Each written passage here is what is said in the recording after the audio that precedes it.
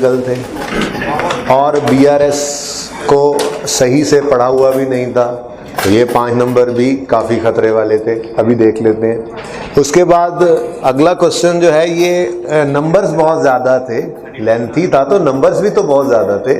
आप देखें इसके 32 नंबर बन रहे हैं, कम नंबर तो नहीं है, ठीक है। वैसे इसके अंदर लेजर्स को हटाकर आपको परेशान किया जा सकता था। रिक्वायरमेंट में से ना, मैं रिक्वायरमेंट में सिर्फ ट्रायल पूछ लेता और इनकम स्टेटमेंट बैलेंस शीट का कह देता, तो नंबर 20 की बजाय शायद कम होकर 10 से भी कम हो जाते हैं। अब नंबर कम हो जाते, टाइम भी कम हो जाता, लेकिन ऐसा नहीं किया आपके साथ। लेजर आपने सारे बनाने थे, 1-2 एडजस्टमेंट में शायद मसला आया हो, तो इस 32 नंबर में से कम से कम आधे नंबर तो बहरहाल सबके बनते ही थे लेने, ठीक है जी।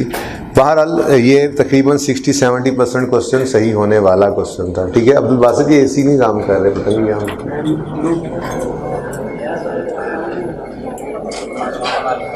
ठीक है, ओके। उसके बाद 1 बाय 1 शुरू करते हैं, चलें। क्वेश्चन नंबर 1 है, balance as per bank statement was 1000 in debit. जी, बैंक स्टेटमेंट में डेबिट बैलेंस नॉर्मल होता है क्या? सोच के बताओ। हमारा बैंक एक एसेट है, एसेट में डेबिट बैलेंस तो नॉर्मल है, क्रेडिट बैलेंस अब नॉर्मल हो जाता है। ये बैंक अकाउंट की बात कर रहा हूँ, कैश बुक की बात कर रहा हूँ कि कैश बुक में डेबिट बैलेंस नॉर्मल होता है, क्रेडिट बैलेंस अब नॉर्मल होता है, ऐसे ही है। और यही बात बैंक स्टेटमेंट पे कैसे अप्लाई होती है? बैंक स्टेटमेंट में क्रेडिट बैलेंस नॉर्मल होता है, डेबिट बैलेंस अब नॉर्मल होता है। तो 1000 को अंडरलाइन करके लिख लें अब नॉर्मल। ये पहले दिन समझना मुश्किल था क्योंकि इतनी तफसील से बात नहीं हुई थी, जैसे कल हो गई बात। कल की बात हो जाने के बाद अब काफ़ी हद तक आप इस बात पे काबू रख सकते हैं जी। Comparison of bank statement with cash book revealed that cheques amounting 3200 received as per cash book are not yet appearing in the. अच्छा ये बताएं, ये जो चेक रिसीव होते हैं ये हमने क्रेडिटर्स को दिए होते हैं ना, जो हमें रिसीव होते हैं। हमें चेक क्रेडिटर को दे दिए तो हमें चेक कैसे रिसीव हो सकता है? हाँ जी, ये तो डेटर ने हमें चेक दिया होता है। तो ये वो चेक्स हैं जो हमें रिसीव हुए। अगर चेक्स हमें रिसीव हुए हैं तो हमने उसकी एंट्री की होती है बैंक डेबिट डेटर, यही बनती है ना। बैंक डेटर से चेक आए, डेटर से पैसे आए तो एंट्री क्या बनेगी? Bank debit debtor debited by us, ठीक है। लेकिन बैंक स्टेटमेंट अभी अपीयर नहीं हो रहे, यानी अभी वहां क्रेडिट नहीं हुए। तो ये कौन से चेक्स थे? अनक्रेडिटेड, अंडरलाइन करके लिख लें यूसी। 3200 क्या है? अनक्रेडिटेड। नेक्स्ट क्या है जी? And cheques amounting to 500 were paid out. हमने चेक्स पे कर दिए, cheques paid out but not yet appearing in the bank statement. हमने क्रेडिट कर दिए, पेड आउट, हमने चेक्स पे किए, एंट्री की होगी हमने creditor debit bank credit, credited by us, credited by us, not yet debited by the bank. ये कौन से थे? अनप्रेजेंटेड। 500 को अंडरलाइन करके लिख लें UP. Okay. In addition, the bank statement shows a direct deposit of 800। देखें, अगली बात ना भी लिखता ना, बाया कस्टमर, ये ना भी लिखता तो हमें ये चीज ध्यान में होनी चाहिए, डायरेक्ट डिपॉजिट बैंक स्टेटमेंट अगर शो कर रहा है तो ये पैसे हमारे बैंक से निकल तो कभी नहीं सकते। डिपॉजिट का मतलब निकलना होता है क्या? डिपॉजिट का मतलब तो पैसों का डिपॉजिट होना, आना, जमा होना है। यहाँ पे विड्रॉल होता तो फिर वो सोचते। तो अगली बात सवाल में ना भी लिखी होती तो हमें ये डिपॉजिट का लफ्ज पढ़ते ही पता लग जाना चाहिए था कि ये पैसे हमारे अकाउंट में आए हैं। और डायरेक्ट डेबिट का मतलब किसी ने डायरेक्टली भेज दिए, ठीक है। तो वो कहता है in addition bank statement shows a direct deposit of 800 by a customer but it is not recorded in the, क्योंकि पहला दिन था तो ये लाइन मैंने इसी तरह से पढ़ी रहने दी, वरना ये गायब करके देता सवाल। तो पहला दिन था, इतना ज्यादा पढ़ा नहीं हुआ था, तो उस आगे लिख दिया गया कि डिपॉजिटेड, ये डिपॉजिट हुआ है डायरेक्टली, बैंक स्टेटमेंट शो कर रही है, इसे कैश बुक में अभी रिकॉर्ड नहीं हुआ। ठीक है, तो इस 800 का क्या करना था?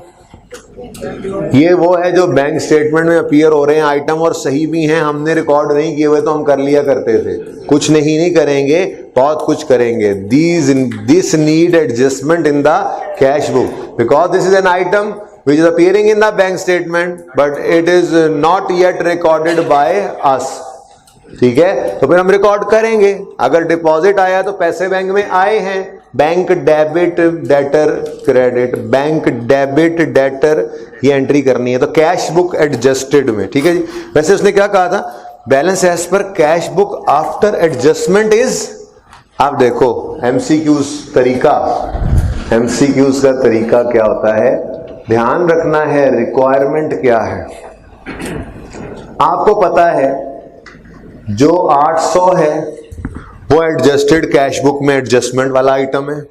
ठीक है, और जो अनप्रेजेंटेड और अनक्रेडिटेड हैं ये दोनों, ये बीआरएस वाले आइटम्स हैं। ठीक है, अब उसने हमसे बीआरएस मांगी है, जरा देखो क्या मांगता है, रिक्वायरमेंट क्या है इसकी, the balance as per cash book after adjustment is rupees इतने।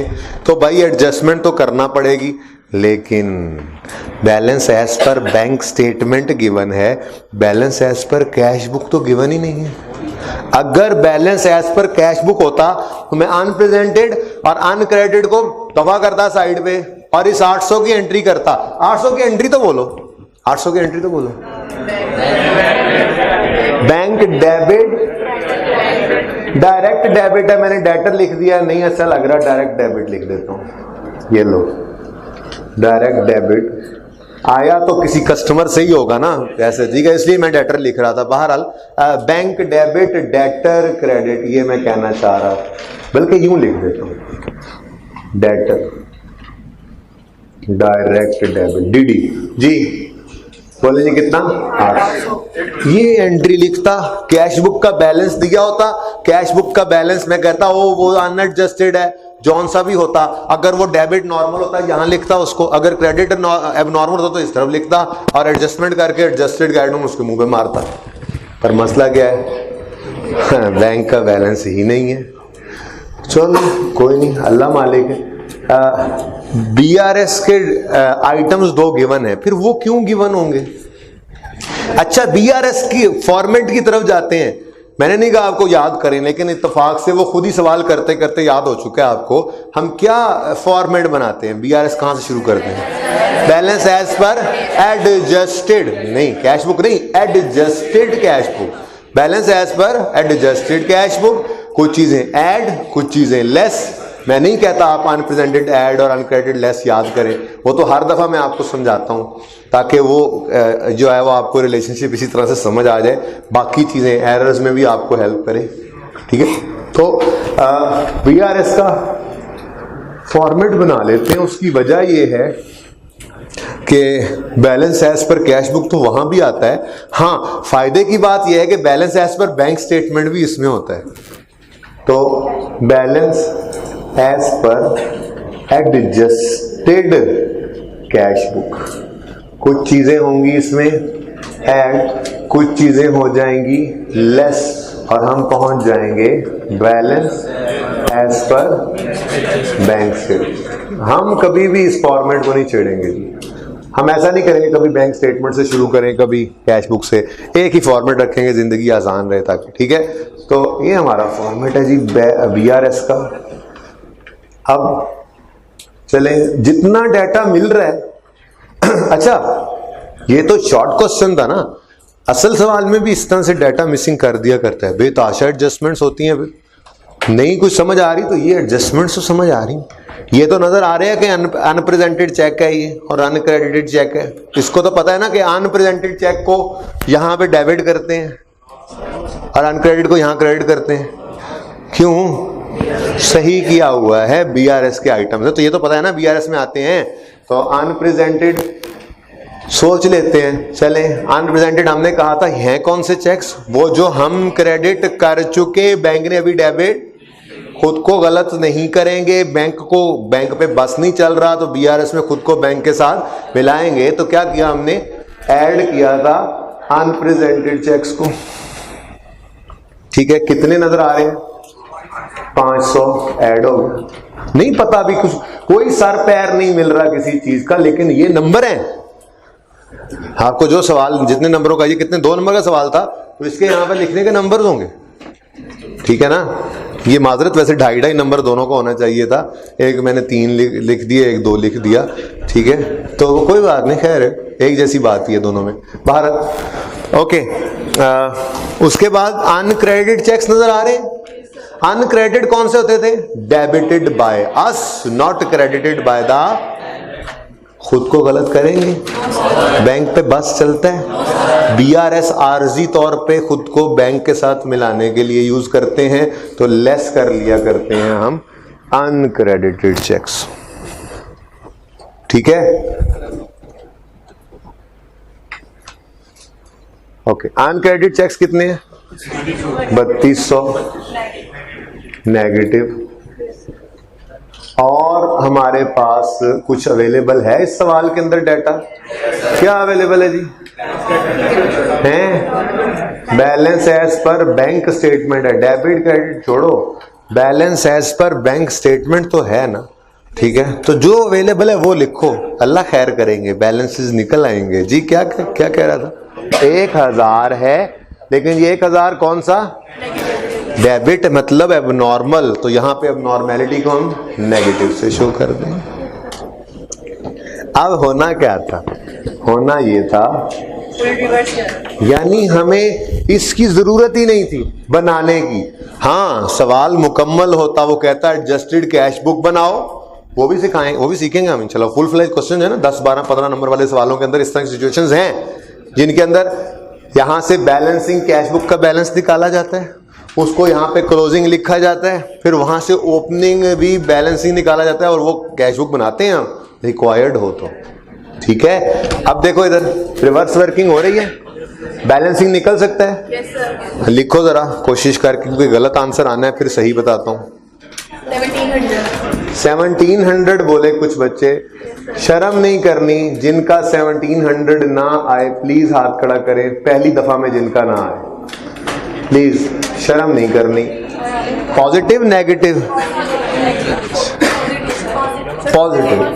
पॉजिटिव ही लिखा हुआ, लिखा पॉजिटिव, बाकी भी चेक करें। मैंने ये नहीं कह रहा 1700 पॉजिटिव बनाना है सबने, और जवाब निकालें, अपना सही जवाब भी निकाल सकते हैं आप, ये गलत भी हो सकता है, निकालें। नेगेटिव 1700 लो, वो क्या, ये क्या, वो क्या, सवाल का जवाब बताओ। ये बैलेंसिंग निकालना है, मुझे नहीं पता। Positive final? किसी का और जवाब है तो बता दो, कुछ नहीं होता। -17, देखें नेगेटिव वाले भी कुछ हैं। चलें देखें, अब आज वो सिखा रहा हूं कि जब फंस जाएं तो ये कीजिएगा, बाकी उम्मीद है फंसेंगे नहीं, छोटी सी कैलकुलेशन है। लेकिन इधर देखें, इसको ये इक्वेशन की फॉर्म है, ये स्टेटमेंट में लिखी हुई, ये 1700 जमा 500 माइनस 3200 बराबर होता है -1000 के, ये लिखा हुआ है। तो इसको ऐसे लिख लो इक्वेशन की फॉर्म में, सब सेट कर देगा जी। इधर देखें, ये नहीं था ना हमारे पास, ये मैंने यहां पर लिखा, इसको x अज्यूम कर लें, या balance as per adjusted cash book लिख लें। x प्लस 500 नहीं समझ आती, मैं उन बच्चों के लिए कह रहा हूं जिनको नहीं समझ आती, इस तरह से माइनस माइनस कहीं 2-3 इकट्ठे हो जाएं तो फंसे बैठे होते हैं। तो ये 2 नंबर का सवाल ऐसे नहीं था, इसके अंदर बहुत गहराई थी इस सवाल के अंदर जी। बहरहाल 500 माइनस 3200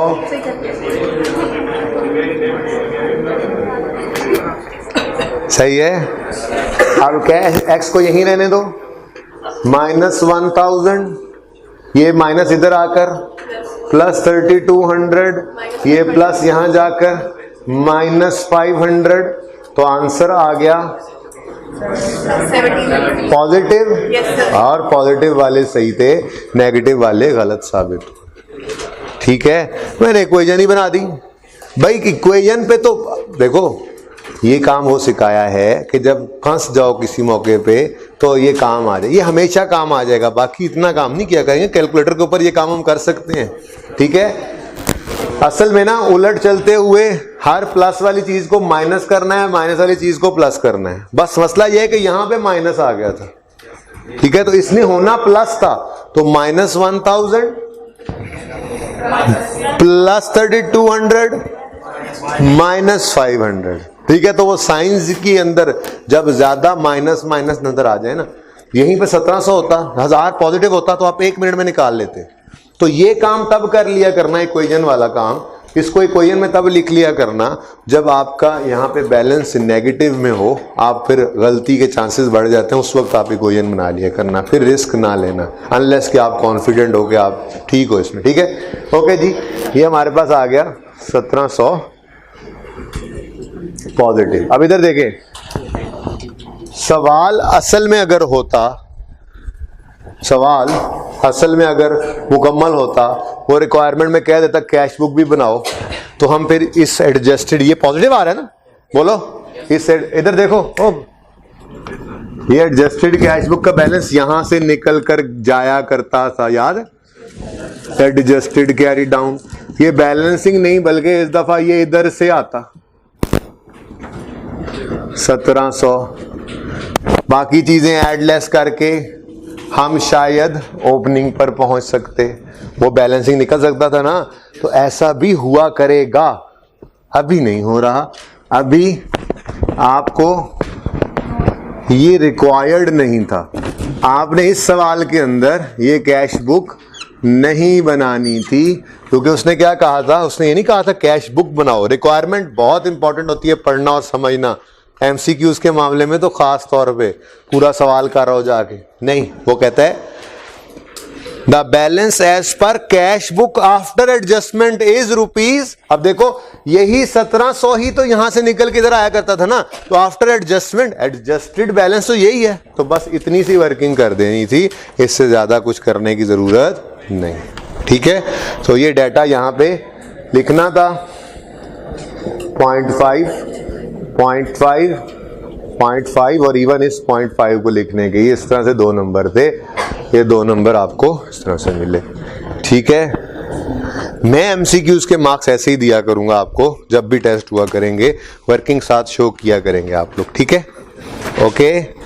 अगर है नैरेटिव कोई तो फिर तो मसला कोई नहीं है, लेकिन कैलकुलेशन वाला है तो उसकी कैलकुलेशन शो करें, ताकि आपने अगर ये फिगर सही लिखी है, ये सही लिखी है, ये सही लिखी है और सिर्फ ये गलत निकल आया कैलकुलेशन में, तो आपको 1.5 नंबर फिर भी मिल जाए। एग्जामिनर को पता लगे कि हाँ जा तो सही रहा था, बस कैलकुलेटर में फिसल गया बेचारा, कॉन्सेप्ट है इसको। ठीक है, हाँ नहीं, यहां पे तो सिर्फ इतना ही लिखना था, 7 वर्किंग का रेफर। आपने कभी भी पेपर, क्वेश्चन पेपर के ऊपर ये एमसीक्यूज नहीं सॉल्व करने, नंबर नहीं मिलेंगे। ये 7 आपके वापस आ जाते हैं, 7 अटैच कॉलेज में हो जाते हैं, आईकैप में होते हैं। तो काम वो करो जिसकी आदत हो, आईकैप के अंदर भी हो। आप लिखोगे क्वेश्चन 1 पार्ट 1 और उसके आगे लिखोगे करेक्ट ऑप्शन इज रुपीज, इतने ऑप्शन हो तो, या करेक्ट आंसर इज ₹1700। ठीक है, और उसके आगे ऐसे छोटा सा यूं लिखा होगा आपने, या यूं लिख दो जो उसने रिक्वायर किया हुआ है, the balance as per cash book after adjustment is ₹1700 और यहां पे लिखोगे वर्किंग 1 और ये वर्किंग 1 साथ ही शो कर दो। ठीक है, तो समझ आइए ना, ये कर लेना, फायदा होगा इससे। सिर्फ 1700 नहीं भी निकला किसी वजह से तेजी में, देखो ना, अगर कोई कैलकुलेशन वाला एमसीक्यू आया है तो आपने भी कैलकुलेशन करनी तो है ही, तो उसी कैलकुलेशन को लिख दो ना बस सामने, बस इतनी सी बात करो। पर ना आपको ये शायद मुश्किल हो जाता है वैसे आपके लिए, इतने माहिर शायद हो जाएं, तब तक जाते जाते डायरेक्ट कर भी दें तो कोई मसला नहीं है। ठीक है, तो बेहतर है, मैं नहीं कहता कि 1700 सही लिख के कोई बच्चा आएगा तो आईकैप 2 नंबर नहीं देगा इस एमसीक्यू के, अगर एमसीक्यू 2 नंबर का होता है तो देगा नंबर, लेकिन मेरा मशवरा यही है कि आपने 1700 डायरेक्ट नहीं लिखना अनलेस कि आप क्वाइट श्योर हो। आप ये वर्किंग कर दें छोटी सी, आपको वैसे ही ये ना लिखें, वर्किंग है, आप यूँ लिख देते balance, you be add, you see less balance, ठीक है, शॉर्ट से शॉर्ट फॉर्म में लिख लेते। रिक्वायर्ड थोड़ा ही था कि यहाँ पे अंग्रेजियाँ पूरी लिखनी थी, शॉर्ट से शॉर्ट फॉर्म में लिखो पर वर्किंग कर लो। क्लियर है ये बात? ये जी 2 नंबर में से कितने बच्चों के 2 आ गए?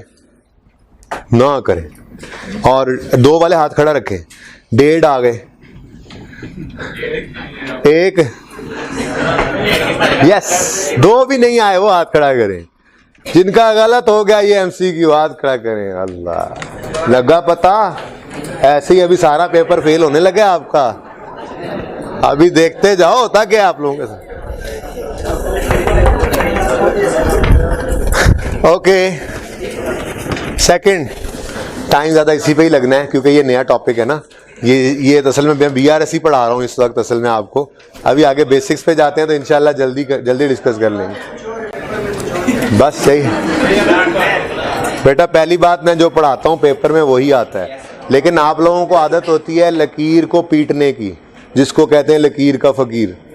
तो आप कहते हैं कि अगर क्लास के अंदर मैंने एडजस्टेड CB लिखा है ना, तो फिर पेपर के अंदर ये एडजस्टेड CB के अलावा कैश बुक भी लिखा होगा तो हम कहेंगे पढ़ाते कुछ और हो, आता कुछ और है। तो अगर आपको लगता है कि प्लेट में रखा हुआ टेस्ट मिला करेगा, स्पून फीडिंग पढ़ाने की हद तक होगी, टेस्ट के अंदर भी होगी, ये कभी भी नहीं होगा। टेस्ट में आप लोगों को बहरहाल एंटिसिपेट करना पड़ेगा। पढ़ाए हुए से बाहर मैंने कभी भी टेस्ट नहीं किया, लेकिन थोड़ा सा चीज़ों को सोचने का अंदाज कभी कभी डिफरेंट भी होता है। BRS में तो मैं गिला नहीं कर रहा क्योंकि BRS में 1 दिन पढ़ी हुई थी आपने, ठीक है। तो ये पॉइंट्स डिस्कस करना चाहता था इस तरह से, तो क्योंकि टेस्ट की डिस्कशन होती है तो ये ज़्यादा बेटर समझा कि टेस्ट में देकर डिस्कस करूँगा, ठीक है। ये लगे आपको, अगर आपको या किसी और को भी कि टेस्ट ऐसा होगा कि जहाँ फुल स्टॉप लगेगा उतना वहाँ तक टेस्ट हुआ करेगा, तो ये कभी भी नहीं होगा। बल्कि ये मैं ज़बानी बताया करता हूँ, उन बातों पे गौर किया करो। सिर्फ बोर्ड नोट करते हो ना, वो बातें जो पास होने वाली होती हैं वो ज़बानी होती हैं, ठीक है। तो मैं ज़बानी बताया करता हूँ कि ये देखो ऐसा भी हो सकता है, ऐसा भी हो सकता है। वो मैं जब बताता हूँ तो वो टेस्ट में आ रहा होता है, ऐसी चीज़ें आ रही होती हैं टेस्ट में। देखें आप 100 सवाल करके पर्चे में जाएंगे तो पेपर में 101वां सवाल आना है, फिर क्या करोगे? वो 100 सवाल को तो आपने किया हुआ था, तो 101वें की तैयारी कैसे कर सकते हो आप? वो टेस्ट ही है। यहाँ पे बैठो, यहाँ पे सोचो, इसको सोचने पे लगाओगे, ये सोचना शुरू करेगा और यकीन मानो ज़ाया नहीं होता, यूज़ करके तो देखो, ठीक है। तो थोड़ा सा क्या बेटा, वो पहले पढ़ा दूं? नहीं बेटा, ये आप देखते पास पेपर्स, आई थिंक ये BRS ही है जिसके अंदर एक बार ऐसा हुआ है कि एक जैसा सवाल मुझे नजर आया, वरना CA के पर्चों में मुझे आज तक ऐसा नजर नहीं आया कि एक सवाल है और उस जैसा दूसरा सवाल आ गया हो। तो हर बार नई चीज तो आनी ही है, तो वो नई चीज की तैयारी ही है। ये कॉन्सेप्ट दे दिया आपको टेस्ट में, आपके ऊपर वो सिचुएशन फेंकी, फिर आपको एक बार उस तरह से सोचने का, अगले दिन समझ आया, अब आपको पता लगा हाँ ऐसे भी सोचा जा सकता है, ऐसे भी जोर लग सकता है। पेपर की तैयारी हो रही है भाई, ठीक है ना। पेपर बैलेंस होता है नो डाउट, लेकिन हमने तो खुद को ऐसे तैयार करना है कि हर टॉपिक का हर सवाल ऐसा होगा कि मर के पास होंगे। वो अलग बात है, पेपर बैलेंस होगा, लेकिन हमने हर टॉपिक में पासिंग मार्क्स लेने के तरीके को सीखना, ठीक है। तो टेस्ट ऐसा नहीं होगा, क्लियर है सबको? टेस्ट ऐसा नहीं होगा कि आपको लगे यही पढ़ा और वही आ गया, होगा वही, सिर्फ उसके अंदर अनसीन का एलिमेंट होगा एडेड, थोड़ा सा 1-2 कदम आगे का सोचवाया जाएगा आपसे टेस्ट के अंदर, टेस्ट के सिनेरियो में बिठा के। जी बेटा, इतनी अच्छी बातें हो रही, तुम पढ़ाई की बातें कर लो क्या? हाँ, नहीं हो सकता। कल मैंने एक सवाल करवाया आपको क्लास के अंदर ही, प्रैक्टिस क्वेश्चन 2 था गालिबन, उसमें बैंक का शुरू कहां से हुआ था बैलेंस? चलो छोड़ो उसको, इसी सिचुएशन पे आओ। आप कह रहे हो बैंक का पॉजिटिव है, हमारा पॉजिटिव है, बैंक में नेगेटिव क्यों हो गया? तो भाई उसकी पॉसिबल रीज़न यही हो सकती है कि हमने कुछ ऐसी चीज़ें रिकॉर्ड नहीं की हुई, उसने इसीलिए तो ये बनवाई नहीं है। हमने ऐसी चीज़ें रिकॉर्ड, उसने ये डेबिट का तो बता दिया, उसने ये तो नहीं बताया कोई बैंक चार्जेस भी बैंक ने काटे हुए नहीं रिकॉर्ड हुए, कोई इस तरह से बैंक कमीशन है, कोई ऐसी बात है। हो सकता है कुछ ऐसी चीजें हों, या छोड़ो इस बात को, हो सकता है कि हमने स्टैंडिंग ऑर्डर पेमेंट कोई बहुत बड़ी कही हुई हो, वो बहुत बड़ी अमाउंट हो, ठीक है जी, और हमारी पेमेंट हो चुकी है, हमें पता ही नहीं है, तो इस वजह से पैसे बैंक से कट गए, ज्यादा ओवरड्राफ्ट की फैसिलिटी थी वो चला गया डेबिट में, यानी एब नॉर्मल में, हमें पता नहीं था। हम कहां पे नजर आ रहे हैं अभी तक? अब मसला ये है ना कि उसने ये बनवाया ही नहीं आपसे, बात समझ रहे हो? नहीं, बीआरएस आपका ये 1000 इसके बराबर होगा कभी? ऐसा नहीं होता। नहीं नहीं नहीं नहीं नहीं, देखो आपके कैश बुक का बैलेंस 1700 है और आपके बैंक का 1000 है, ये ऐसे ही होगा। हम सिर्फ रेकंसाइलिंग आइटम्स दिखाते हैं कि इन दोनों के दरमियान ये चीजें डिफरेंस का बायस हैं जो अगले मंथ में इंशाल्लाह रिमूव हो जाएंगे मिस्टर ऑडिटर, ये सेम नहीं हो जाता। सॉरी,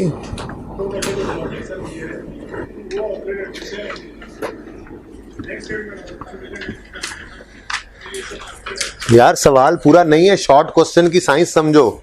शॉर्ट क्वेश्चन के अंदर ये बनवाया ही नहीं उसने, वो सिर्फ यहां से यहां तक लाना चाह रहा था आपको, बात समझो। उसने डाटा तो पूरा दिया ही नहीं हुआ, शॉर्ट क्वेश्चन को छोड़ो, ये फुल क्वेश्चन के अंदर ऐसी कोई सिचुएशन है तो फिर बात करना, ठीक है। शॉर्ट क्वेश्चन की नेचर क्या है, जितना डाटा दिया हुआ है वो लिखो, अपने मतलब की बात निकालो और आगे चलो। मैंने आपको कहा ये रिक्वायर्ड ही नहीं, ये बनाना ही नहीं, इसके अंदर तो कुछ नहीं बताया उसने कि कोई डेबिट क्रेडिट यहाँ पे भी है। हालांकि आपको पता है दोनों तरह की चीजें होती हैं, कुछ चीजें ऐसी जो कैश बुक में एडजस्ट करते हैं, कुछ चीजें ऐसी जो बीआरएस के अंदर प्रेजेंट करते हैं। यहाँ वाली कोई बात तो बताई नहीं हुई। अगला सवाल देखते हैं भाई, ये किसी से मंगवा लें प्लीज, ये माइक के लिए नहीं है, ज्यादा खोलो, कोई नजर आए तो उसको बुलाओ।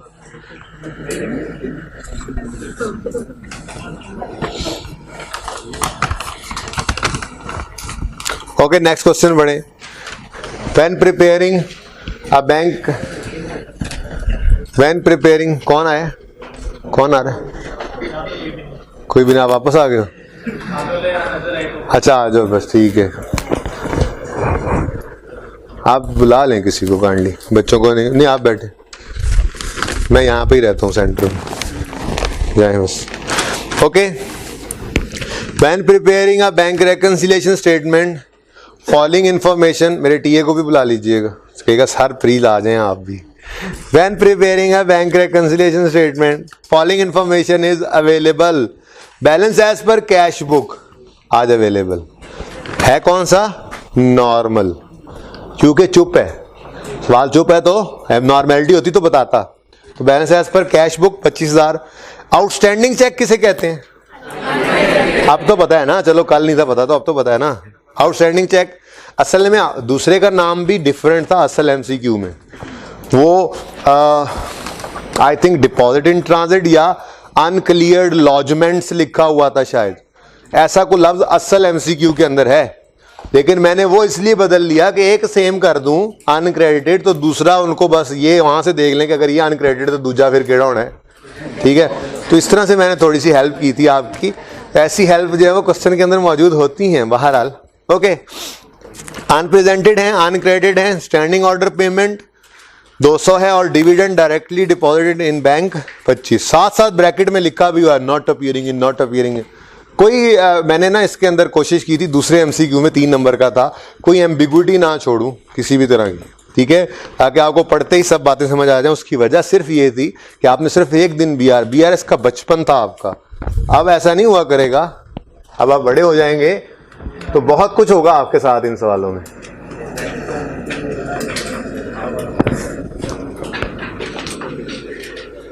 ओके,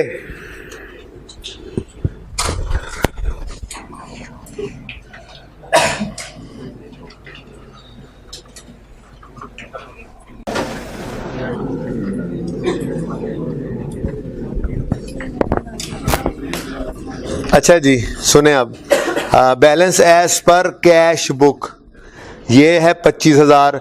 सेकंड लास्ट और लास्ट बुलेट पढ़ें तो उसमें एक पेमेंट हुई है बैंक स्टेटमेंट में दिख रही है, एक डायरेक्ट डिपॉजिट आया है बैंक स्टेटमेंट में दिख रहा है, लेकिन ये दोनों पैकेट में लिखा हुआ है not appearing in the cash.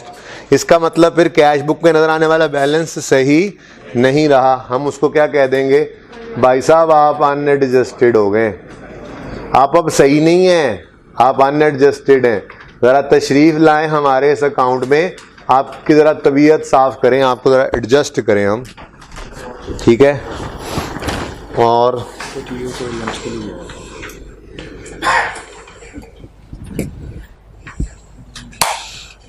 ठीक है, इसे बात सबको बताएं फिर जाकर कि मिस को बताएं जरा, ठीक है।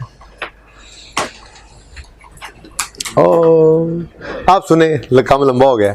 अच्छा, उसके बाद अनएडजस्टेड कैरी डाउन कितना है जी बताएं, 25,000 है। और बोलो कर लेंगे यार वो काम, बोलो आप, ठीक है 25,000 है। उसके बाद 2 आइटम्स ऐसे हैं जो BRS के हैं और 2 आइटम्स ऐसे हैं जो कैश बुक के हैं। ओके, तो कैश बुक वाले पहले आइटम्स को देख लेते हैं। बोले जी स्टैंडिंग ऑर्डर की पेमेंट है, पेमेंट है फॉर पता नहीं क्या चीज, स्टैंडिंग ऑर्डर पेमेंट है बस, ठीक है। वो किसी भी एक्सपेंस की हो सकती है, वो एक्सपेंस डेबिट हुआ होगा और बैंक को क्या होना चाहिए, क्रेडिट। बैंक स्टेटमेंट में लिखा हुआ है, हमारे पास नहीं आ रहा तो ये एंट्री लिख लें। कितनी आ गई जी अमाउंट, 200 से। अब वो जो भी एक्सपेंस है हमें इससे क्या लिख देते हैं, बस standing order payment, done. Second कहता है dividend directly deposited in bank not appearing in cash book 25।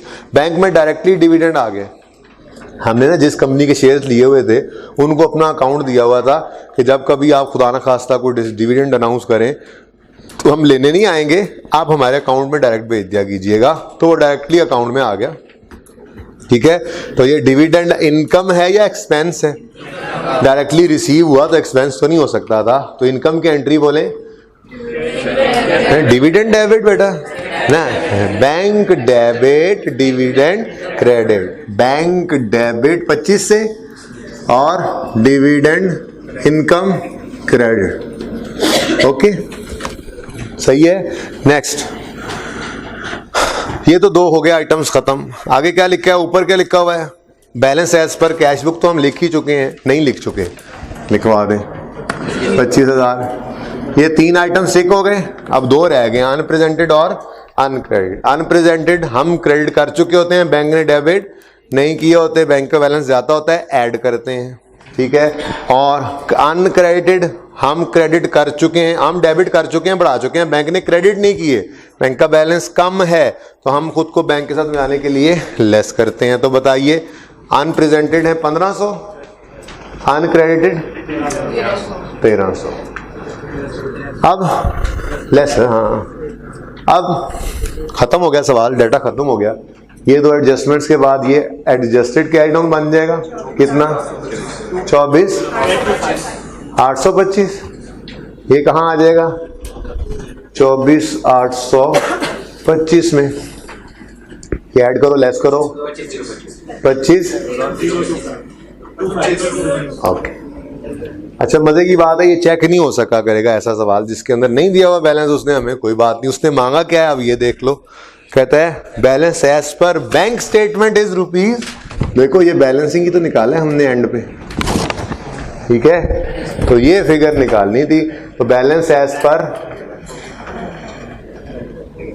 Bank statement is rupees 25025 working 1, okay.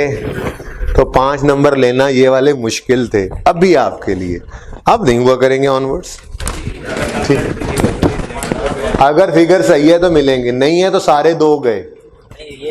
सारा अगर आंसर सही है तो 2 नंबर मिलेंगे, अगर नहीं सही तो 3 है, 3 मिलेंगे, नहीं तो कुछ भी नहीं मिलेगा, ठीक है। लेकिन इसका फायदा क्या होगा, आप ये सब मैं बार बार कह रहा हूं तफसील से ना लिखें, आप CB लिखें, फिर ऐड UP लेस UC और BST लिख दें, बस बैंक स्टेटमेंट, बात तो पूरी होने दो, ठीक है। जी।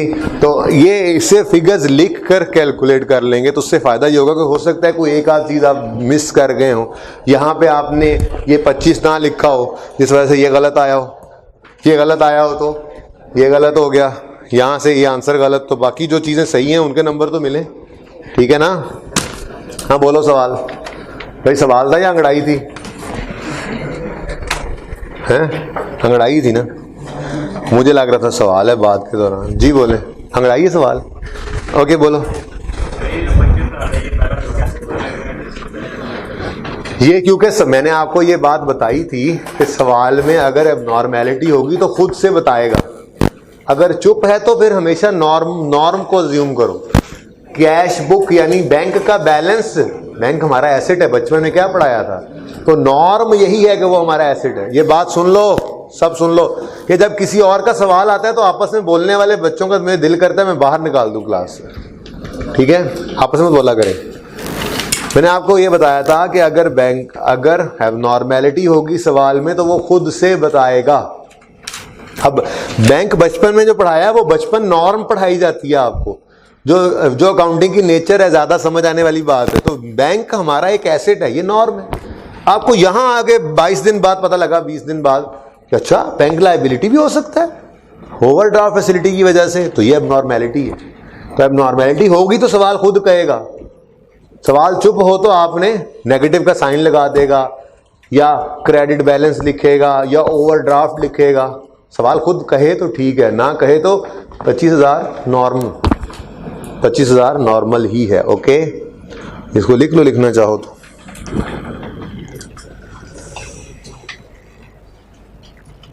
जी क्वेश्चन 2 के अंदर तो कोई मसला नहीं हुआ होना।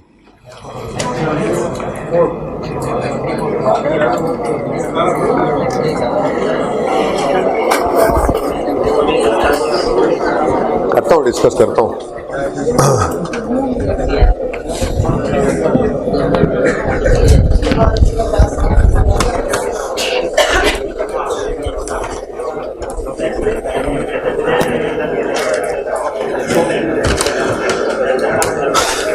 ओके जी।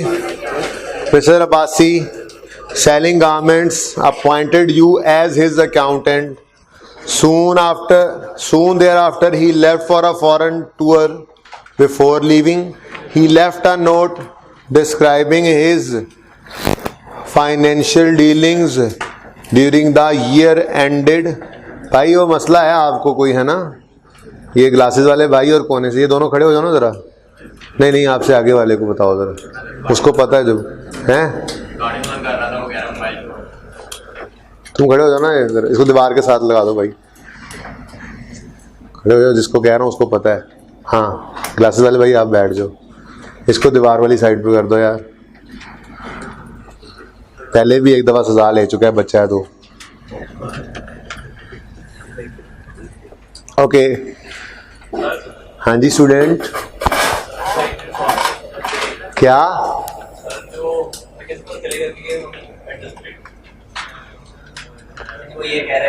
यार वो कह लेगा यार, मैं सुन लूंगा। तुम एक मिनट सब्र तो करो यार। तो उस्ताद से गिरद का अपना भी एक रिश्ता होता है, तुम बीच में ऐसे ही बेटा बोलो। सवाल बताएगा, अगर चुप है तो इसका मतलब नॉर्मल बैलेंस ही है। अब नीचे सवाल ने जाके ब्रैकेट में लिखा हुआ है कि ये कैश बुक में नहीं है, ये कैश बुक में नहीं है, तो जब नहीं है तो फिर ऊपर वाले को वो चीजें सही भी होनी भी चाहिए, ऊपर वाले को एडजस्ट करेंगे ना। करने दो अभी, बीआरएस को शुरू तो होने दो, ये तो ऐसे ही छेड़ा था आपको। क्वेश्चन पढ़े अगला। छेड़ गए? नहीं छेड़ना जरूरी था, वरना आप इस तरह से कैसे सोचते। वरना ये मुझे ठीक है 1 घंटा लगा मेरा, लेकिन कितनी चीजें मैंने आपको समझाई यहाँ पे। ठीक है जी स्टूडेंट, कहाँ से आया सवाल? नहीं है? क्वेश्चन पढ़े अगला, ये जल्दी हो जाएगा डिस्कस, 2 मिनट में हो जाएगा। मिस्टर अब्बासी सेलिंग गारमेंट्स वगैरह वगैरह बात कर ली थी हमने। ईयर एंड है 31 दिसंबर 8, ईयर एंड पूरे साल की ट्रांजेक्शन बताएगा। These are summarized as under number 1। अच्छा मैं जर्नल एंट्री बोलूंगा, लेजर तो मैं ओपन नहीं कर रहा, आपके ख्याल में होगा मैं पूरे लेजर तो ओपन करूंगा, फिर उनसे बैलेंसिंग क्लोजिंग आएंगे, सोल्यूशन जो है ना फोटोकॉपियर पे रखवा दिया जाएगा, ये सब कुछ हुआ पड़ा होता है। ठीक है, तो ऐसा कुछ भी नहीं होने वाला। जिस ट्रांजैक्शन में मसला आएगा वो ट्रांजैक्शन सिर्फ डिस्कस करूंगा, ठीक है। लेजर के क्लोजिंग आपको निकालने आते हैं, उनसे ट्रायल बनाना आता है, इनकम स्टेटमेंट बैलेंस शीट आपको बनानी आती है। सवाल सारा डिस्कस करूंगा, जो इसमें एडजस्टमेंट होगी वो समझाऊंगा भी सही, जो समझने वाली होगी। बहरहाल पढ़ता सा रहा हूँ। ही कमेंस हिज बिजनेस ऑन 1 जनवरी 8, साल हमारा पहले ही है ये, ठीक है। With a capital of 6 lakh, घर से पैसे लाया कितने, 6 लाख, यानी कि कैपिटल ने क्रेडिट होना है 6 लाख से। Out of which he open a bank account with an initial deposit of 500। हाँ जी, अंग्रेजी जरा मुश्किल थी, बाकी कोई ऐसी बात नहीं थी। 6 लाख घर से लाया, जिसमें से 5,50,000 को बैंक अकाउंट में रख के बैंक अकाउंट ओपन किया, ठीक है। तो फिर बाकी 50 कहाँ गया, अब एपोरेट हो गया। तो एंट्री मैं बोल लूंगा, अगर समझ ना आए तो फिर बताइएगा, मैं यहाँ पास भी कर दूंगा। एंट्री बनी बैंक डेबिट 550, कैश डेबिट 50 और कैपिटल डेबिट 600। 1000 उड़ा दें तो आसानी से बोलने के लिए मैंने थाउजेंड्स में बात की, ठीक है। 550 से कैश डेबिट, बैंक डेबिट, 50 से कैश डेबिट और 600 से कैपिटल क्रेडिट। कोई मसला इस ट्रांजैक्शन में? कितने बच्चों ने एंट्री ऐसे ही कर ली थी? शुक्र, अंग्रेजियों से हम परेशान नहीं होते, है ना। Number 2, business premises were acquired on rent. भाई प्रेमिसेस के बारे में आपको बताया था, ये अहाते को कहते हैं, 4 दीवारी, इसके अंदर सब कुछ ही आ जाता है। ये बिल्डिंग के लिए इंटरचेंजेबली यूज किया जा सकता है प्रेमिसेस का भी लफ्ज। अहाता कह दिया जी, ये अहाता जी, ये प्रेमिसेस, राइज प्रेमिसेस क्या मतलब है, ये 4 दीवारी, ये बिल्डिंग, ठीक है।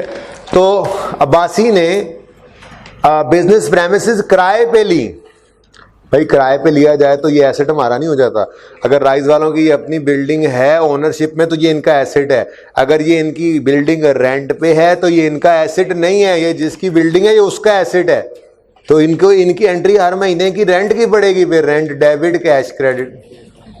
और अगर इनकी अपनी बिल्डिंग होगी तो एक बार इनकी एंट्री होगी बिल्डिंग डेबिट कैश क्रेडिट, और फिर आगे हम जाके पढ़ेंगे आहिस्ता आहिस्ता डेप्रिसिएशन के जरिए ये एक्सपेंस में जाएगा, ठीक है।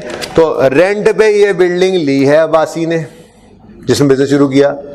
ही took possession of the premises on January 2, 2008 and paid rent of 150,000। पता नहीं मंथली है, एनुअल है, व्हाटएवर। 1,50,000 ही लिखा हुआ है, बस कुछ लिखा नहीं हुआ, तो बस ये एक एंट्री कर लोगे, मुसीबत में पढ़ने की जरूरत नहीं है। 150,000 की एंट्री बनी, रेंट एक्सपेंस डेबिट, कहाँ लिखा हुआ है, the payment was made by, शुक्र है, आगे लिखा हुआ है रेंट डेबिट। मैंने समझा शायद को गोली करानी पड़ेगी आपको, बहरहाल बचत हो गई। तो रेंट डेबिट, बैंक क्रेडिट कितने से, 1.5 लाख से। नेक्स्ट क्या रह गया, the payment was, the premises were furnished, underline करें। हाँ, मुझे यही पता था कि आपने इसको एक्सपेंस आउट करना है, इसलिए तो लफ्ज फर्निश्ड इस्तेमाल किया। लेकिन जी आप बिल्डिंग रेंट पे लेते हैं और अगर उसमें फर्निशिंग खुद कर रहे हैं तो मतलब फर्निशिंग क्या होती है, वो कहते नहीं है फुल्ली फर्निश्ड, क्या मतलब। भाई राइज वालों ने ये बिल्डिंग ली, किराए पे ली, मिसाल के तौर पे ये अब्बासी नहीं, ये राइज है, ठीक है। तो इन्होंने ये बिल्डिंग रेंट पे ली, ये रेंट तो इन्होंने पे करना है, 1.5 लाख रेंट पे कर दिया। अब राइज वालों ने जो फर्निशिंग की है, ये फर्निशिंग क्या होगी, ये बिल्डिंग ऐसे नहीं होगी, ये बिल्डिंग इस सीलिंग के बगैर होगी जब इन्होंने ली होगी, इन बेंचेस के बगैर होगी जब इन्होंने ली होगी, इस वाइट बोर्ड के बगैर होगी जब इन्होंने ली होगी। ये सारी चीजें ये राइज का एसेट है। अगर आज ये बिल्डिंग छोड़ के किसी और बिल्डिंग में मूव करते हैं तो ये इस बिल्डिंग से ये वाइट बोर्ड भी ले जाएंगे अपना, ये बेंचेस भी ले जाएंगे और नई बिल्डिंग में जाके लगा देंगे। तो इसका मतलब ये फर्नीचर है जो इनका एसेट है, बात समझे हो। तो फर्निश जब किया अब्बासी ने किराए पर इस बिल्डिंग को लेकर, तो ये फर्निशिंग एक्सपेंस नहीं है। फर्निशिंग एक ऐसा खर्चा है जिसका फायदा अगले कई साल तक ये रहेंगे जब तक लेंगे। जब यहां से जाएंगे तो ये फर्नीचर उठा के साथ ले जाएंगे, यहाँ पे छोड़ के नहीं जाने लगे अब्बासी साहब, ठीक है। तो फिर इसका मतलब, और सबर सबर सबर, पहले ये मैं बात पूरी कर लूँ, बीच में डंगी ना दो कर तो इस 60,000 को अंडरलाइन करो और अंडरलाइन करके लिखो फर्नीचर डेबिट,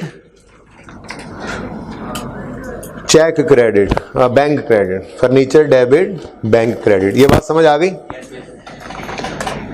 कितने बच्चों ने इसको फर्नीचर ही डेबिट किया था? हैं कुछ 15 से 20 बच्चे, बड़ी बात है वैसे। ये मैं चेक करूंगा, ये जिन जिन के हाथ खड़े हो रहे हैं मैं चेक करूंगा ये बात। ऐसे ही गोलियां ना कराई जाना मुझे तुम लोग, ऐसे ही मुझे खुश करने के लिए हाथ खड़े हो रहे हैं, बार बार हाथ खड़े हो रहे हैं। टेस्ट सामने आया तो कबाड़ा ही निकला हो, लेकिन सर आपको ऐसे ही तरह आर्जी तौर पे खुश किया था। हाँ जी, सवाल पूछें जी आप। और रंग रोगन क्वेश्चन इज वैलिड, लेकिन इतनी तफसील के अंदर मैं नहीं लेके जा रहा आपको इस जगह पर। जैसे आपको कुछ चीजें उधार की थी इस टॉपिक में आ गई ना, आगे फिक्स एसेट एंड डेप्रिसिएशन का टॉपिक आ रहा है, उसमें मैं आपको ये बात पढ़ाऊंगा कि पहली बार का रंग रोगन एसेट की कॉस्ट में शामिल होता है और बाद वाला नहीं। तो बहरहाल वो वहीं पे पढ़ेंगे, ठीक है। तो बारी आने पर जितना लिखा हुआ है ये सामने समझ आ रहा है? हाँ ठीक है। रंग रोगन साथ ले जाना है, वो अपनी बिल्डिंग का हो तो फिर उसको भी एसेट बनाते हैं, लेकिन पहली बार वाले। हाँ भाई कैसे हो, थक तो नहीं गए? खड़े रहो फिर, थके नहीं हो। तारिक खड़े हो जाओ भाई, बैठ जाओ। तारिक ने कुर्बानी दी आपकी जगह, बैठ जाओ बैठ जाओ, ठीक है तारिक, ठीक है बैठ गया बच्चा, ओके। अच्छा जी, next, equipment was acquired on payment of advance of 40,000 on एकम January 8 by cheque and remaining out of 60,000 is still outstanding on 31 December 2008। अच्छा, ये एडवांस यहां पे वो वाला एडवांस नहीं है जो आने वाले दिनों में आपको पढ़ाऊंगा। एडवांस आ गया और एसेट नहीं आया, ये वाला एडवांस नहीं है अभी, वो भी आएगा इंशाल्लाह आने वाले दिनों में। हम पहले जाकर पकड़ाएंगे, ऑर्डर देते हुए ना एडवांस नहीं देते। ये जो एडवांस पकड़ो, ये जैसे ही एसेट आए सबसे पहले हमारी दुकान में आना चाहिए, हमें जरूरत है जी, बहुत सख्त जरूरत है इसकी, ठीक है। एडवांस पैसे दे आए, ये अभी वो एडवांस नहीं है, ये तो आसान वाला एडवांस था, वो एडवांस भी आएगा। अब ये एंट्री जरा लिखने की जरूरत पड़ेगी मुझे, फिर भी लिखने की जरूरत पड़ेगी। क्या हुआ है? Equipment was acquired, equipment acquire कर लिया, इक्विपमेंट डेबिट। मैं जर्नल एंट्री कर देता हूं, अब लेजर तो आप बना ही लेंगे, जर्नल एंट्री सामने पड़ी हो तो। इक्विपमेंट डेबिट कितने से? Equipment was acquired for 40,000, 40,000। हाँ वेरी गुड, अगर आपको वाकई खुद से ये पता लग गया तो कमाल कर दिया आपने, तो कमाल की टांग ही तोड़ दी। तो इधर देखें, वो कहता है जी कुछ पैसे हमने पे कर दिए थ्रू, हाँ वो पेमेंट ऑफ एडवांस क्या है, चेक है ना। ये देखो, हमने कुछ पैसे का चेक लिखा, कितने पैसों का चेक लिखा? 40, कुछ का नहीं, आप जब बता रहा है वो तो बता दो ना कितने। 40,000 बैंक से क्रेडिट हुआ, ठीक है ना। हुआ ऐसे, हम इक्विपमेंट लेने गए तो उसने कहा जी 1 लाख है, हमने कहा ये पकड़ें 40,000 रुपये का चेक, बाकी 60,000 हम आपको कुछ दिन में पे कर देंगे, कुछ अरसे में पे कर देंगे, कुछ महीनों में पे कर देंगे। उसने कहा ठीक है, फिर बकाया 60,000 दे देना, इसकी कीमत है 1 लाख रुपया, इसकी कीमत है। तो इसीलिए उसने कहा remaining is payable for equipment. इधर देखें, फिर पढ़ता हूं। Business premises were acquired on, sorry, equipment was acquired on payment of advance of 40 on यकम January by cheque and remaining amount of 60 is still outstanding on 31 December 2000। 2 साल के लिए उधार ले लिया होगा उससे, क्या कह सकते हैं। बहरहाल इक्विपमेंट कितने का खरीदा? 1 लाख का। एडवांस पेमेंट कितनी कर दी? 40,000। बकाया 60,000 क्या है? अभी भी पेबल है, अभी भी पेबल, रिसीवल नहीं भाई, पेबल। तो एसेट आने के लिए, अच्छा कितना पेबल, सॉरी, तो 40,000 पे कर दिया, 60 अभी पे करना है, तो इक्विपमेंट की कीमत कितनी है? मुझे याद नहीं रहा यार, तुम बिजली क्लास में भी खड़े थे, सॉरी। ओके, ये बात समझ आई है? ठीक है, आपके पास इक्विपमेंट का लेजर बनना था, बैंक का लेजर भी बन रहा होना था, और पेबल फॉर इक्विपमेंट भी आ जाना था। आपने ये 3 पोस्टिंग्स वहां पे कर देनी थी। इक्विपमेंट लाख से डेबिट कर देना था। अच्छा, ये बात भी चलो करते ही चलें, फिक्स एसेट एंड डेप्रिसिएशन भी तो करनी है, उस टॉपिक में करनी है, यहाँ पे कर लेते हैं। तो वहां पर फिर ये बात मैं इधर को रेफर करूंगा, याद कर लेना, ठीक है, जब कभी इसकी जरूरत पड़ेगी। पेबल फॉर इक्विपमेंट और बैंक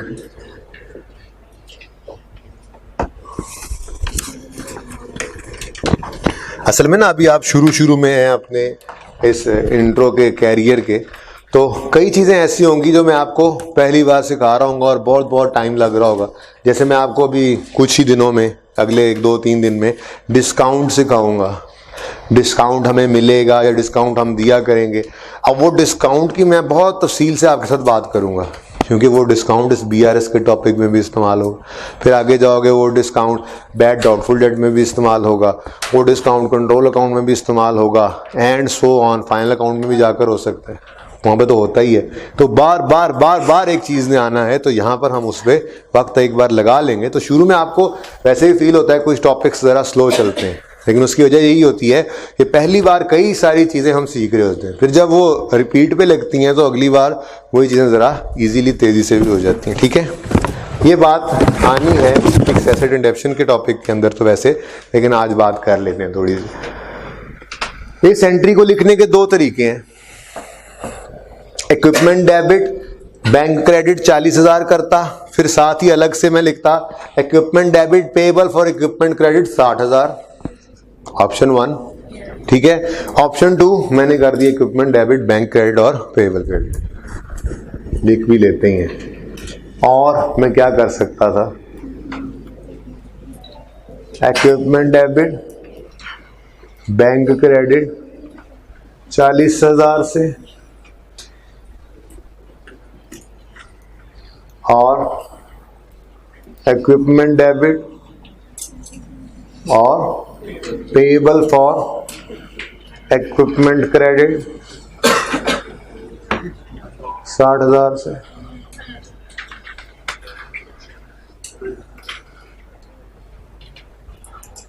ठीक है, ये दोनों ऑप्शंस अवेलेबल हैं, दोनों ही एंट्रीज ठीक हैं। अब आप जब लेजर बना रहे होंगे तो आपके पास भी ये दोनों ऑप्शंस हैं। ठीक है, आप अगर ये वाली एंट्री करना चाहें तो आप 2 बातें लिख सकते हैं। पहला ऑप्शन आप यहां पर लिख दें एडिशन और लिख दें 100,000। ठीक है, ऑप्शन 1। ऑप्शन 2 आप नहीं यार ये तो समझ ही नहीं आ रही, 1 लाख क्रेडिट नहीं नजर आ रहे, इसके सामने क्रेडिट नहीं नजर आ रहे। आपने लिख दिया अच्छा यार बैंक एंड पेबल डेबिट, ये हो गया 1 लाख। ठीक है, तीसरा ऑप्शन छोड़ो यार, अलग अलग ही लिखते हैं। ये क्या तीसरा ऑप्शन, ये तीसरा ऑप्शन है, मैं बता रहा हूँ जो आपको, ये नहीं कह रहा कि ऐसा कर लो, अभी तो मैं बताऊंगा मुझे क्या पसंद है।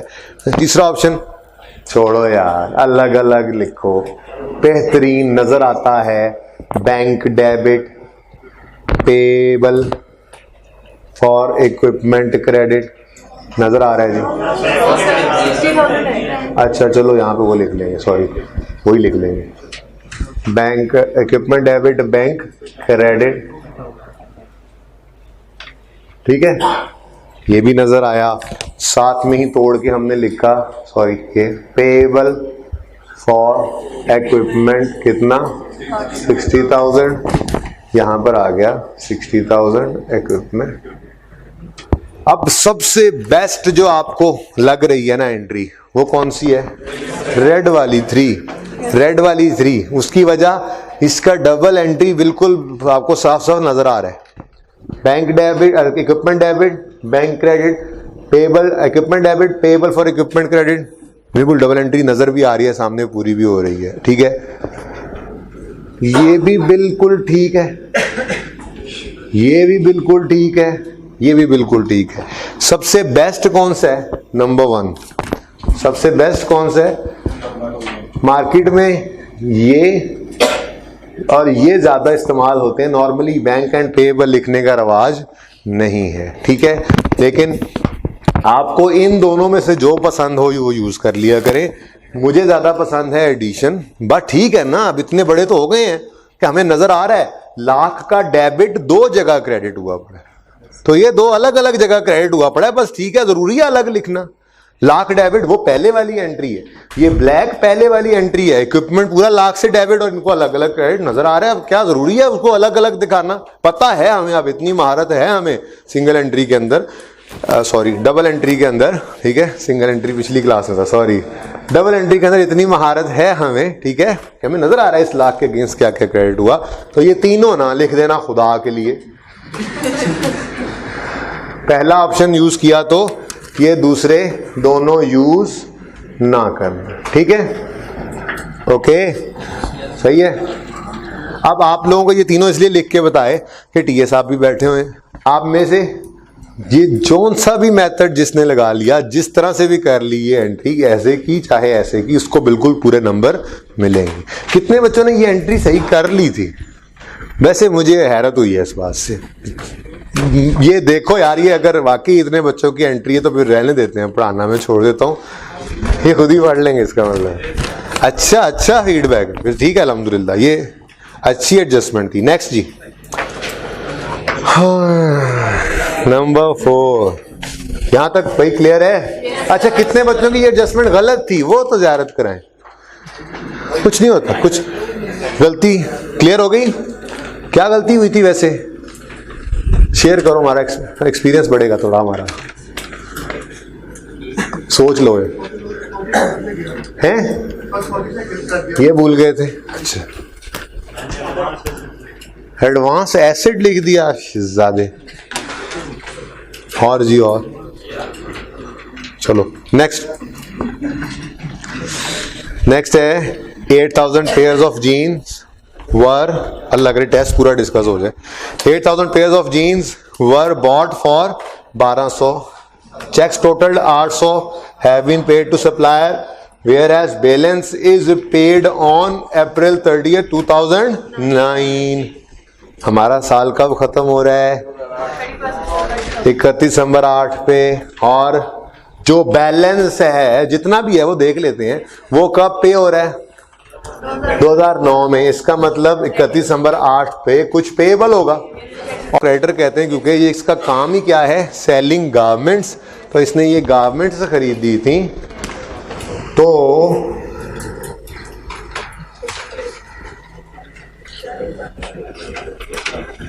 जरूरी चीजें लिख के देते हैं ना, ताकि डिस्कशन एंड तक सामने तो रहे। ठीक है, वो तो सब ऑप्शंस थे और सब कुछ करने के बाद मतलब की बात तो इतनी सी थी। इधर देखें, कहता है कि 8000 जोड़े ऑफ जीन्स वर खरीदे गए फॉर 12 लाख। परचेजेज हैं बोलो, और उसने कहा था नीचे नोट में परचेजेज के सेपरेट अकाउंट्स ओपन करना। किसी ने ये नोट पढ़ने की जहमत की? अच्छा, कितने बच्चों ने ये नोट नहीं पढ़ा था? वो हाथ खड़ा करें। वेरी गुड, प्लीज ऐसे नहीं करना।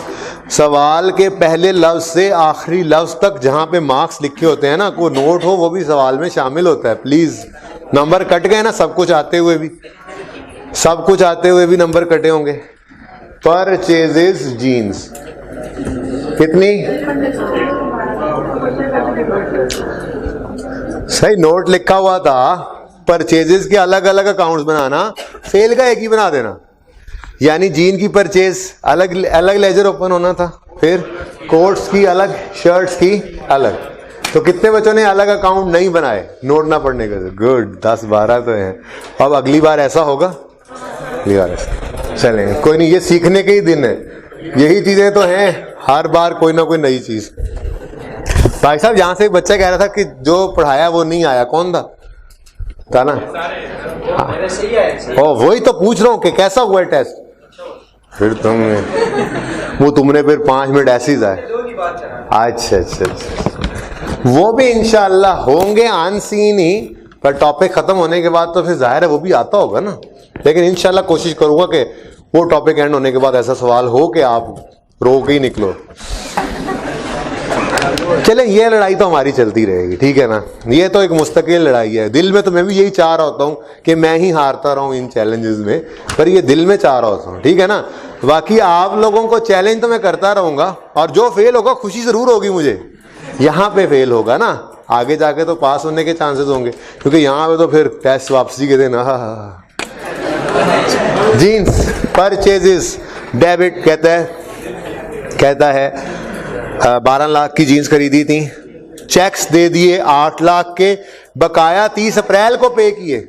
ये जान के यूं नहीं लिखा रिमेनिंग इज स्टिल पेएबल। भाई डेट भी तो देखना सीखें। 31 दिसंबर 8 ईयर एंड था, अप्रैल 9 में अगर पे हुआ तो फिर 31 दिसंबर 8 पे तो पेएबल है ना। ये तो नहीं कह सकते थे कि 31 दिसंबर 8। Income statement, balance sheet, trial, ledgers, हर चीज 31 दिसंबर 8 पे क्लोज हो जानी थी। तो एक चीज 31 दिसंबर 8 तक नहीं पे हुई तो चाहे 1 जनवरी 9 को भी पे होगा, ये 31 दिसंबर 8 पे वो पेएबल ही है। सही है। दरवाजा खोल दो अब्दुल बासित। बैंक 8 लाख से क्रेडिट हुआ था, बकाया क्रेडिटर्स बोलो, पेएबल नहीं बोलना। ये ट्रेडिंग एक्टिविटी है, खरीदी है बेचने के लिए। क्रेडिटर्स के आगे लिख दो जीन्स के क्रेडिटर्स, ठीक है जी, सही है। अगेन तोड़ के भी लिख सकते थे, पर बेहतर है आप बड़े हो जाओ, इकट्ठी एंट्री लिखो। परचेज किए हैं जीन्स 12 लाख की, बैंक से 8 लाख की पेमेंट कर दी, बाकी पेएबल है, ठीक है। नेक्स्ट आगे कहता है 7000 pairs have been sold by 31 दिसंबर 8। ये 31 दिसंबर 8 किसी बंदे का नाम नहीं है जिसने जाके, जो सेलमैन था जिसने बेच दिया। जुमला ऐसा लग रहा है ना, 7000 यूनिट्स वर सोल्ड बाय 31 दिसंबर 8। 31 दिसंबर 8 एक सेलमैन रखा था उसने 7000 यूनिट्स बेच दिया, ऐसा नहीं है। इस अंग्रेजी का मतलब क्या है, 31 दिसंबर 8 तक कितने यूनिट्स बिक गए, 7000 पेयर्स ऑफ जीन्स बिक गए। And Abbasi had received 14 lakh in, हाँ यहाँ भी कोई डेटर शेटर नहीं है, बेचा कैश में ही है, ठीक है। डेटर कोई नहीं है, वो वहां पर लगा के बैठा है रेडी, अब्बासी सॉरी दुकान, वहां पे लोग आते हैं कैश पे करते हैं, जीन्स ले जाते हैं। तो 7000 यूनिट्स बिक गए, इसकी एंट्री दबानी है, एंट्री बनेगी बैंक कैश कहां से आ गया, चेक्स रिसीव किए हैं, वो चेक्स रिसीव करता है। Bank debit sales credit cash credit, bank debit cash credit, कौन सी एंट्री है, तुमने यही एंट्री की थी। अच्छा जी, bank debit sales credit. Sales के लिए अलग अलग करने की जरूरत है, एक ही अकाउंट, टाइम बचाएंगे, ये टाइम ही तो बचाया हुआ था आपका। सेल्स के लिए एक ही लेजर बनाना था, तो बस सेल क्रेडिट करते जाओ, अलग करने की जरूरत ही नहीं। ओके, एक बात जो पता चली वो क्या है कि जीन्स ओपनिंग स्टॉक हमारे पास कोई नहीं था। उसकी वजह क्या है, हमने इसी साल तो बिजनेस शुरू किया, फिर हमने इस साल में जो परचेज किए यूनिट्स ऑफ जीन्स, तो जीन्स ये नंबर ऑफ यूनिट्स की बात कर रहा हूं। ये क्या कुछ है वैसे, टी शर्ट्स भी हैं हमारे पास और कोट्स भी हैं।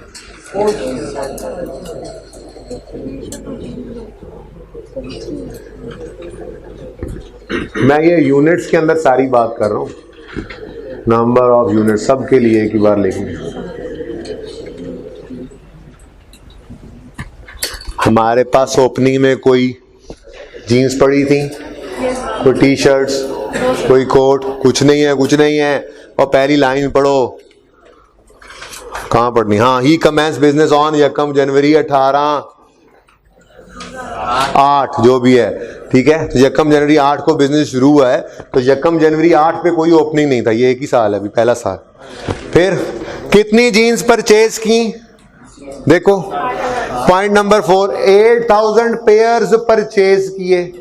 अब जब 8000 परचेज किए तो ओपनिंग प्लस परचेज, ये वर्किंग आगे कहीं जाके इस्तेमाल हो जाएगी, चलो आज ये भी काम आ रही है इन्वेंट्री के टॉपिक में, इस तरह की बात दोबारा करेंगे जाके, ठीक है। ओपनिंग प्लस परचेजेस को क्या कहेंगे, अवेलेबल फॉर सेल। थोड़ी सी बात ट्रेडिंग स्टॉक जब सिखाने लगा था तो ये की हुई थी, हल्की सी ये बात की हुई थी, इतने बैलेंस, इतने खरीदे, इतने बिक गए तो बाकी पड़े हैं, याद आ रहा है। इसलिए ये एडजस्टमेंट यहाँ डाल दी थी कि ऐसी बात थोड़ी सी की हुई थी, वो ना करता उस वक्त तो फिर यहाँ पे भी ये टेस्ट ना होती। बहरहाल कितने अवेलेबल है फॉर सेल, ये अलग लिखा, कहीं पे और काम आएगा ये वाला सिनेरियो। जैसे अगर ओपनिंग में को पड़े होते 500, मिसाल 8000 और खरीदते तो अवेलेबल फॉर सेल कितने होते, 8500। अब कितने सोल्ड कितने भाई, 8000 थे, हमने लगाए रैक में, शोरूम में, शीशे वाले उस शोरूम के अंदर लगे हुए कितने जीन्स के पेयर थे, जो 7000, क्वांटिटी की बात करूं, जो 8000 थे, जिनमें से 7000 बिक गए तो 1000 क्या है, अभी भी पड़े हैं, क्लोजिंग स्टॉक। ये भी फनकारी थी, एंड पे यूज होना था इन्होंने, ठीक है। आगे बढ़े, ठीक है।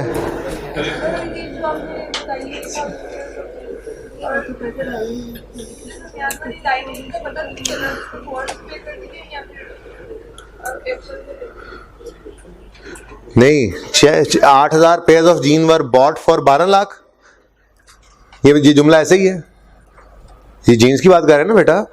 8000 pairs of jeans were bought for 12 lakh, सही है। Cheques totalling 8 lakh have been paid to supplier whereas balance is paid on 30th April 2009। का क्या मतलब है, 8 लाख 12 में से अभी पे कर दिया, बैलेंस का मतलब होता है बकाया जात, तो 12 में से 8 पे हो गया तो बकाया कितना है, 4 लाख। बोलो, तो 4 लाख की पेमेंट कब हुई है, अप्रैल में, कहीं जाके अगले साल। इससे मसला क्या है, बोले।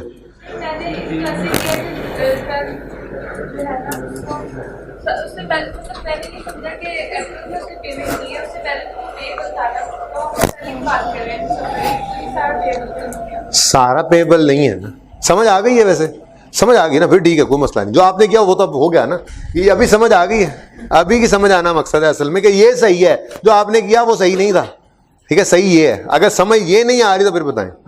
Okay next,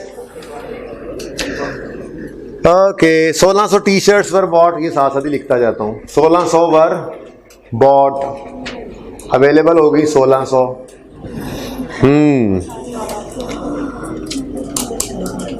1600 shirts were bought for 1,20,000 and paid through cheque, इसमें कुछ पेबल नहीं है, ये सारी पेमेंट हो गई। 1400 टी शर्ट्स, हाँ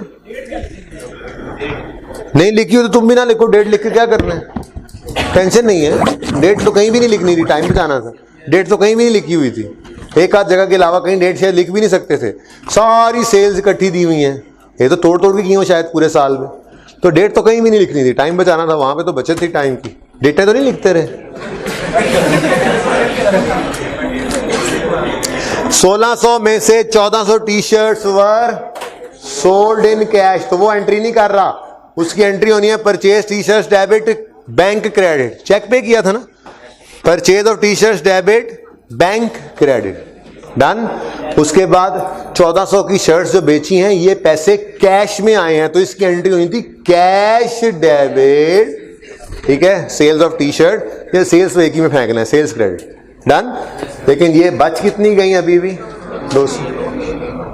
आगे बढ़ो, 1000 कोट्स वर बॉट ऑन, लिख लें, बीच में ऑन मिस हो गया, 1000 coats were bought on credit for 4 lakh, entry होनी थी कोट्स की परचेजेज हैं, बस परचेजेज ही हैं, परचेजेज डेबिट, परचेज कितने हुए थे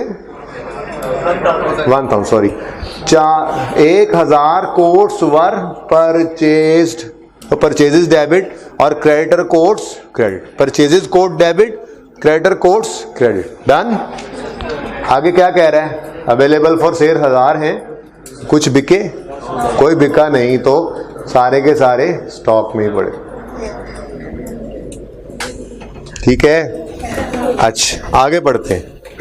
the cash received from sale of T shirts, भाई कोट भी बेचे थे तो चेक में ही पैसे आए थे, सॉरी ये जीन्स बेची थी तो पैसे बैंक में आए थे चेक के थ्रू, ठीक है।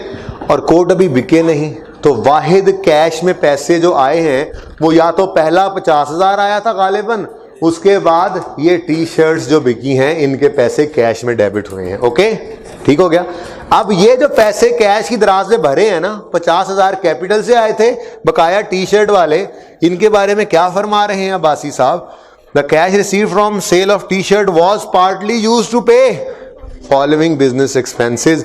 इसका मतलब है ये फॉलोइंग बिजनेस एक्सपेंसेस अंडरलाइन करके लिख सकते हो, ये खर्चे कैश में पे हुए, ठीक है। यानी इन सब खर्चों की एंट्री होनी थी, petrol expense debit cash credit, utilities expense debit cash credit, other expenses debit cash credit, ठीक है।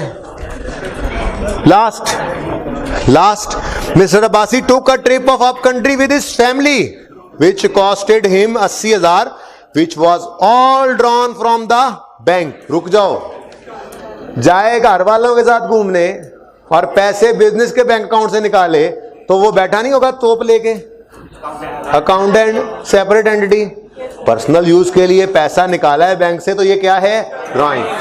वो इससे मिलती जुलती निर्मल वाले क्वेश्चन में एडजस्टमेंट की थी, वो जब फर्नीचर इसके लिए खरीदा था बिजनेस के पैसों से, तो ड्राइंग डेबिट है। अब बैंक से बिजनेस से क्या निकला है, क्या बैंक में से पैसे निकले, ठीक है, उसने बैंक से पैसे विड्रॉ किए हैं तो एंट्री बन गई drawings debit bank credit. Next, oh he also withdrew 12 lakh per month for his use in, sorry 12,000 per month for his personal use. अच्छा ये छोटी सी गलती के लिए तो आप लोग भी अकाउंटेंट ही है मेरे ख्याल से, मुझे लेके बैठे होते हैं ऐसे बंदूक जी। कैश में ये खर्चे किए हैं विदड्रॉ, तो इसकी एंट्री बोले ड्राइंग, बोले entry drawing debit cash credit 12,000 से पर मंथ, और यहाँ पे पूरा साल गुजर गया है तो 12,000 को अंडरलाइन करके लिखे इंटू 12, और टोटल अमाउंट से आपने एंट्री करनी थी drawings debit bank credit cash credit, sorry. अच्छा सुने अगले दो क्वेश्चंस सुने, बहुत इंपॉर्टेंट था तीसरा सवाल। अभी मैंने बात खत्म नहीं की, दरवाजे बंद कर लेते हो अपने बैग के भी और दिमाग के भी। जिसका बैग बंद हुआ उसको कल क्लास में नहीं आने दूंगा। चेक करना शुरू करो अब्दुल बासित। ओके आप सबकी तवज्जो इधर प्लीज, खामोश रहें। यार जाओ जल्दी करो बेटा, जल्दी करो ना, मुझे पता है ना, जल्दी करो इसलिए कह रहा हूँ क्लास से निकलो, चलो जल्दी करो, जल्दी टाइम कम है मेरे पास, जल्दी से निकलो क्लास से। जिसकी क्लास हुआ करे प्लीज वो निकल जाया करे चुप करके, मेरी तरफ से कोई पाबंदी किसी को नहीं है, बट मुझे कोई बच्चा ये ना कहा करे कि ये रुकें ये करें वो करें, 2 मिनट फिर लग गए। ओके सुने आखिरी बात, क्वेश्चन 3 बहुत इंपॉर्टेंट है, होना 5 मिनट में डिस्कस है, इंशाल्लाह कल करूंगा। 4th जो है वो किसी काम का सवाल नहीं था, लेकिन इस सवाल के अंदर एक छोटी सी चीज जो अभी भी रहती है वो क्या है, आपने जो इनकम स्टेटमेंट बनानी थी उसमें लेस क्लोजिंग स्टॉक होता है, opening plus purchase less closing, purchase तो निकल आनी थी, क्लोजिंग स्टॉक कहाँ है, क्लोजिंग स्टॉक ये पड़ा है, क्लोजिंग स्टॉक ये पड़ा है। आपने यहां पर क्या करना था, ये क्लोजिंग स्टॉक के यूनिट्स थे आप इन सब के साथ मल्टीप्लाइड बाय रेट कर दें तो रेट गिवन था हर एक का अपना अपना, बता ही दो, बल्कि रेट निकालना पड़ना था, सॉरी। वो खरीदे हैं 8,000 पेयर खरीदे गए 12 लाख के, तो 12 लाख बटा 8,000 पर जीन्स आ जानी थी। ऐसे ही पर शर्ट, तो वो पर शर्ट पर जीन्स पर कोट निकल आना था, इससे आपके पास आ जाना था क्लोजिंग स्टॉक इन रुपीस, और इन सब का जो टोटल होना था, total this plus this plus this, ये टोटल जाना था आपकी इनकम स्टेटमेंट में लेस क्लोजिंग स्टॉक। समझ आई? कितने बच्चों ने ये ऐसे ही कर लिया था? यार ऐसे ना मजाक किया करो आप लोग, कसम से मैं नहीं मान सकता। वैसे नकल करते हो कहीं से? कोई बताता है आके? टीए से तो नहीं, अब्दुल बासित तो नहीं